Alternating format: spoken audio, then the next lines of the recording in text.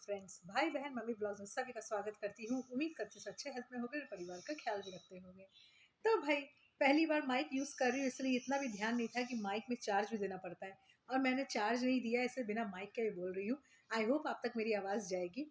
और सुबह में मैं कमेंट का वीडियो नहीं ला पाई क्योंकि मैं डॉक्टर के पास गई थी अपना थोड़ा सा हेल्थ चेकअप करवाने के लिए, इसीलिए मैं आज अपना कमेंट का वीडियो भी नहीं ला पाई। So sorry for that. कल मेरे कमेंट का वीडियो ज़रूर आएगा। तो चलिए, यहाँ पे तो राधिका और राधिका की सास दोनों ऐसे एक दूसरे उलझ रही हैं, समझ में आ नहीं रहा देख के कि कौन सास है और कौन बहू है। मुझे तो दोनों के ऊपर इतना आश्चर्यचकित हो रहा है, खासकर राधिका के ऊपर, कि तुम उंगली दिखा दिखा के ऐसे बात कर रही हो अपनी सासू माँ से। कि उंगली दिखाने का क्या मतलब होता है? तुम क्या अपनी मम्मी से भी क्या ऐसे उंगली दिखा दिखा के बात करती हो? हम लड़कियाँ, हम औरतें, हम किसी से भी ना उंगली दिखा दिखा, मतलब ये लड़कियाँ औरतों की बात नहीं है, ये एक इंसान पर्सन टू पर्सन की बात है। हम कभी भी कोई भी पर्सन टू पर्सन बात करते हैं ना, चाहे जेंट्स हो, लेडीज़ हो, बच्चे हो, हम बच्चों को भी समझाते हैं उंगली दिखा के बात नहीं करना है। तो तुम कैसे उंगली दिखा दिखा के बात करो? इतने तो मैनर्स तुम्हें होने चाहिए राधिका, तुम एक घर की बहू हो। और दूसरी बात है, तुम्हारी तुम्हारी सास अगर वापस चली आई है, जितनी भी लाख बुढ़ी हो, पर वो अपने बेटे के घर में आई है यार, तुम्हारे घर में तो नहीं गई, तुम्हारे मायके में तो नहीं गई है रहने के लिए।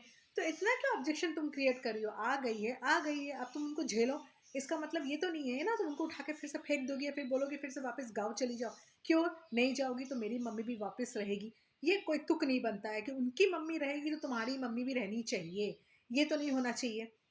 और दूसरी बात है राधिका, कल को तुम भी माँ बनोगी, बड़ा होगा तुम्हारा बेटा, उसकी भी बहू आएगी, तो तुम क्या क्या एक्सपेक्ट करती हो? तुम्हारा बेटा, तुम्हारी बहू तुमको अपने साथ रखेंगे या तुमको निकाल बाहर करेंगे, बोलेंगे जाओ जाओ जाओ, कहीं और जाके रहो, हमारे साथ नहीं रहना है? ये होगा क्या? सास तो, तुम्हारी सास तो इतना कुछ की है, कोई कोई सास तो बहू को जलाने की कोशिश कर देती है, फिर भी अपनी बहू को साथ, बहू सास साथ में ही रहती है। और तुम यहाँ पे समर की मम्मी अब तो सुधर रही है, अब तो बिगड़ नहीं रही है, अब तो उनको अपने साथ रख ही सकती हो। समर की मम्मी अपने सुधरने का उस दिन ही अपना टेस्ट दे दी, और बाद में अगर कुछ इन फ्यूचर होता है तब फिर तुम देखना, तब तुम समर से बात करना, समर की मम्मी से बात करना। अभी इतना कोई समर की मम्मी को बोल तो कोई फायदा नहीं है। बीती बातें जो हो गई सो हो गई, बीती बातें इतना मत दोहराओ। बीती बातें अगर दोहराने बैठोगी तो बहुत सारी बीती बातें निकलेगी। और यहाँ पे रहा सवाल गुनगुन का, गुनगुन के घर में कलेश हो, जो भी हो, समर की मम्मी ने तो टू द पॉइंट बोल दिया कि मुझे अब उस लड़की से कोई मतलब नहीं है, ना बेटे को मतलब है। हाँ भाई, बेटे को कभी ना कभी मतलब हो भी जाएगा, मगर समर की मम्मी को आई डोंट थिंक सो उनको अब कोई मतलब रहेगा। और अगर रहेगा भी तो तब की तब तुम बात करना।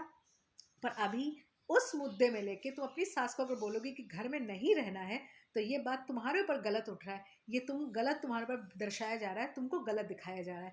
इसलिए ये चीज़ राधिका मत करो, अच्छी लड़की बनो, गुड गर्ल बनो। तो चलिए देखते हैं क्या होता है। जिससे व्लॉग अच्छा लगा प्लीज़ एक लाइक ज़रूर कीजिएगा, चैनल में नए प्लीज़ सब्सक्राइब जरूर कीजिएगा। तब तक के लिए बाय बाय।